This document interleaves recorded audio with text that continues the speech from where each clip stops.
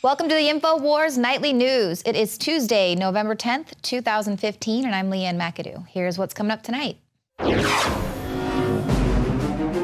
Tonight, INFOWARS is hosting another Mystery Science Theater style analysis of tonight's GOP debate, live from the Central Texas Command Center. But first, PC crazies launch another jihad against free speech in America as the intolerant regressive left sweeps the nation. Get this reporter out of here! I need some muscle. Meanwhile, police at the University of Missouri are asking students to call them to report any hateful speech they hear on campus. Then, Donald Trump says Hillary is running for president so she could stay out of prison. And did Ben Carson really lie about West Point? Or was it another media hit job? You'll find out up next on the INFOWARS Nightly News.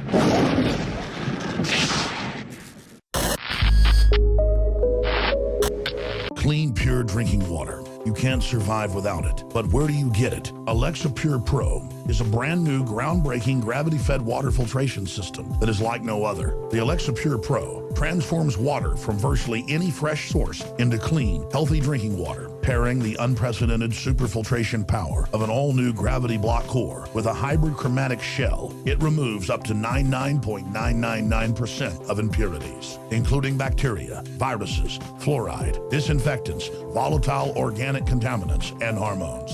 Filter capacity up to 5,000 gallons. Stainless steel construction, easy assembly, low maintenance. Replacement filters are simple to install. And now, as part of an exclusive limited time introductory offer, you can save $20 off the retail price and get free shipping. This is a limited time offer, so order your unit today and receive free shipping and $20 off. Go to InfoWarsStore.com or call 888-253-3139.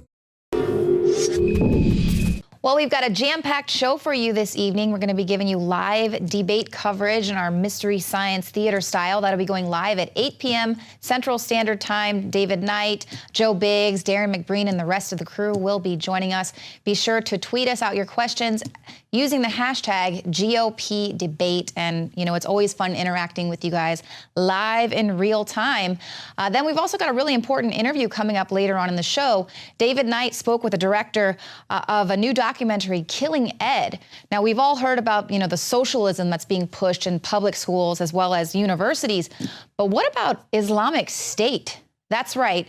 We're going to talk to you about the connection between the largest charter school in the United States and their ties to the Islamic State. So that's going to be coming up later in the show. Very important. But first, we've been witnessing all of these racially charged campaigns and protests across universities throughout the nation. There's no room for civil disagreement. They say confess to wrongdoing or else. You can only respect the student body by validating their subjective feelings. Well, now we have the Missouri University Police Department kind of falling in line with this. They're sending out an email to students today saying, call them and report any hurtful speech that they encounter on the campus. And they also suggest that students provide a detailed description of the offender, their location or license plate number, even take a picture if possible. Now, the MUPD readily admits that hurtful or hateful speech is not against the law, but they write, if the individuals identified are students, then the Office of Student Conduct can take disciplinary action. That's right, you can't say words that hurt there on college campuses anymore. So when asked about the potential First Amendment implications for this, a spokesman responded saying, we are just simply asking them to report what they feel is hurtful and or hateful speech. So it'll be very interesting to see what sort of disciplinary action will be taken. Jakari Jackson will be reporting from Missouri. I hope to get his take on the whole situation later. But basically, universities now are breeding ground for homogenous thought. Students are rarely going to encounter any diverse viewpoints. So this is obviously a huge failure of the system. It's going to be a huge failure for American democracy. Instead of producing the next generation of intellectuals, they're churning out crazed cult members who are totally against the First Amendment. Progressives and social justice warriors have launched an ideological jihad against free speech and the very bedrock of what education is supposed to represent. Free thinking, logic, debate, dissent, open inquiry. Under their new regime of safe spaces, trigger warnings, and the right not to be offended, the intolerant, regressive left has targeted all these things for abolition. At universities across America, administrators agreed to literally rip up copies of the Constitution because it triggered investigators who were posing as students. I'm happy to, yeah. Okay. At Yale, a professor was surrounded by a hysterical mob who used Maoist Red Guard tactics to intimidate and shout him down. The exception is because other people have rights too, not just you. Unsafe space here for I all. did not. Stay quiet. No, I don't agree with that. Then why the fuck did you accept the position? Because Who I have the fuck hired you? I have a different You vision should than you. step down. If that is what you think about being a master, you should step down. It is not about creating an intellectual space. His hate crime? Writing an email critical of the students' efforts to censor offensive Halloween costumes. At Missouri University, President Tim Wolf and others were forced to resign in part for not acknowledging their white privilege and refusing to echo the debunked narrative behind the Michael Brown shooting. Radicals and professors then openly called for using mob violence to silence the First Amendment right of the press to cover the story. Hi, media. Can I talk to you? No, you need to get out. You need to get out. No, I don't. You need to get out. I actually don't. All right. Hey, who wants to help me get this reporter out of here? I need some muscle over here. First Amendment that protects you standing here. Walking forward. You're pushing me. You're pushing me. A university in the UK arranged a conference on censorship, then censored conservatives from taking part because it might offend someone. Feelings are more important than facts. Yeah! This is wrong. You're all crazy. Stop violating me with your different opinions. I have the right to speak my mind. No, we have the right not to be offended. For years, people have played down the threat posed by SJWs to free speech. Oh, they're only dumb teenagers on Tumblr. Just ignore them. They'll go away. This past week has completely demolished that naive assumption. These people will be teaching our children. They'll be in government with the full force of the state behind them. Now even liberal professors are admitting that they're frightened of their own students' zealotry. Instead of producing the next generation of intellectuals, these universities are churning out crazed cult members who have declared war on free speech. This is not going to end well for society, and unless actual liberals stand up for true intellectual tolerance and authentic classical liberalism, the future for free speech in the West is doomed.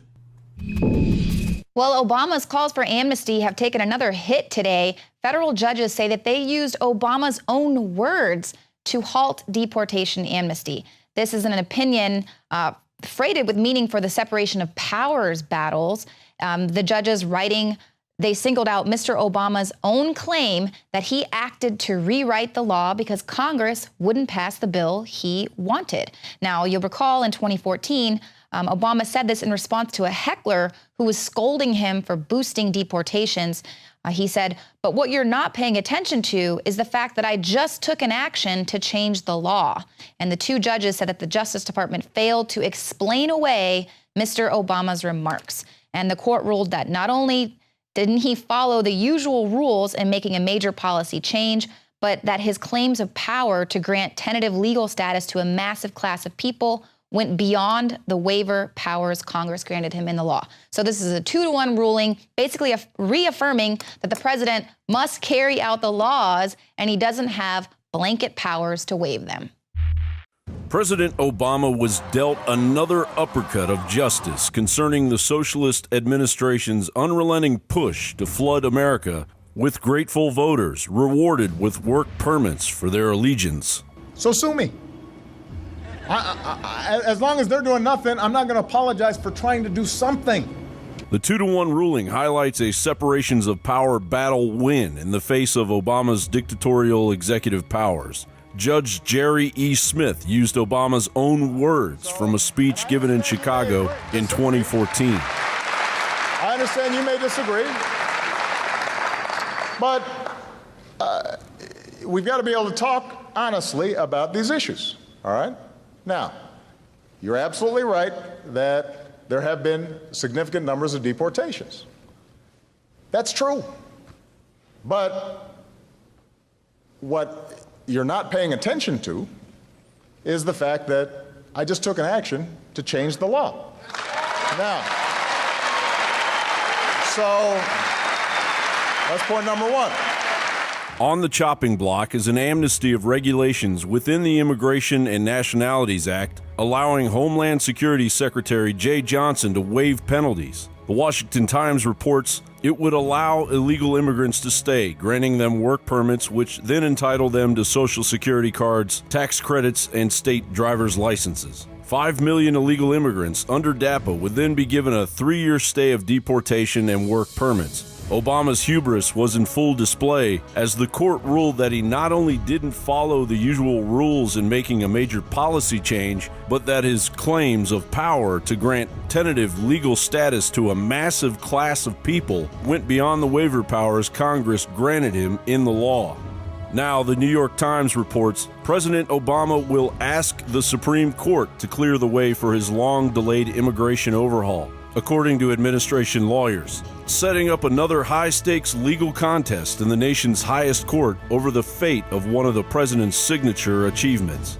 The Department of Justice, who couldn't come up with a convincing argument to legitimize President Obama's dictatorial comments from 2014, is appealing the Fifth Circuit of Appeals ruling and seeks further review from the Supreme Court, the same court that recently saved Obama's healthcare system and middle-class destroying Obamacare. All we're saying is we're not going to deport you.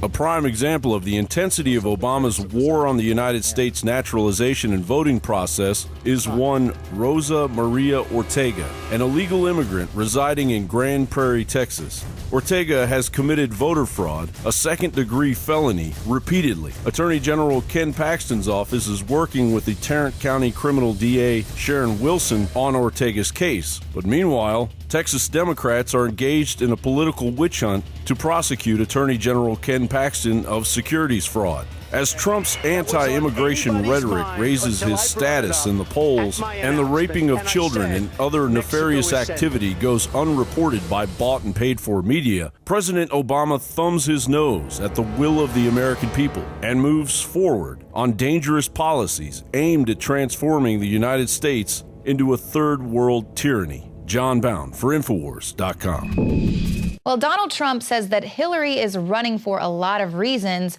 one of them being so that she can stay out of jail. So Trump has now repeatedly said that Clinton belongs in jail for running her State Department emails through a private address on a secret server that even the president didn't know existed. Now, of course, this is pretty good news. It should be entertaining tonight. We should start to see the gloves come off, at least between the candidates.